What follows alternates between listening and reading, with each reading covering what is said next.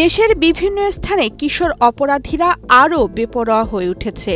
ছিনতাই, চাঁদাবাজি, খুন সব ধরনের অপরাধে জড়াচ্ছে তারা। পর্যটন শহর কক্সবাজারে শতাধিক কিশোর চক্র সক্রিয়, বেশিরভাগ সদস্যই রোহিঙ্গা। ক্যাম্প থেকে দলে দলে রোহিঙ্গা কিশোর কিশোরী এসে জড়িয়ে পড়ে ছিনতাই সহ বিভিন্ন অপরাধে। কয়েকদিন আগে কলাতলী গণপূর্ত পার্ক থেকে 12 কিশোর অপরাধী আটক হয়, তাদের 10 জনই রোহিঙ্গা। গাজীপুর জেলার স্থানে স্থানে কিশোর অপরাধীদের কমপক্ষে 30টি চক্র বিভিন্ন নামে সক্রিয় রয়েছে। চট্টগ্রামে কিশোর অপরাধীরা আগের বড় ভাই পরিবর্তন করেছে। প্রতিটি কিশোর অপরাধী চক্রের সদস্য 15 থেকে 30 জন। কুমিল্লায় বেপরোয়া 20টি চক্র।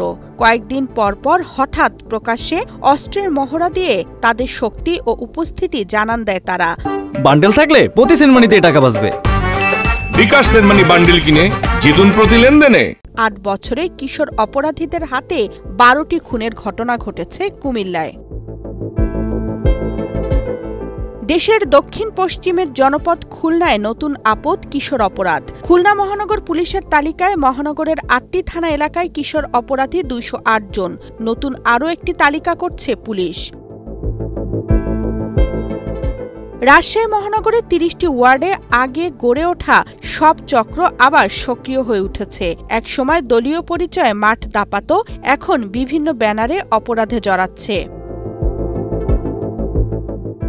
দিনের বেলা ও সন্ধ্যার পর ময়মনসিংহ মহানগরের পার্ক এলাকায় কিশোর অপরাধীদের তৎপরতা চোখে পড়ে। সিলেট মহানগরে কিশোর অপরাধীরা কেউ স্কুলের গণ্ডি পেরিয়েছে, কেউ টমটম চালায়, বেশিরভাগই বস্তির বাসিন্দা। পুলিশ কোথাও এই অপরাধীদের তালিকা তৈরি করছে, কোথাও অভিযান চালিয়ে অপরাধীদের ধরাও হচ্ছে। বিশেষজ্ঞরা বলছেন, আইনশৃঙ্খলা রক্ষাকারী বাহিনীর তৎপরতা বাড়াতেই হবে।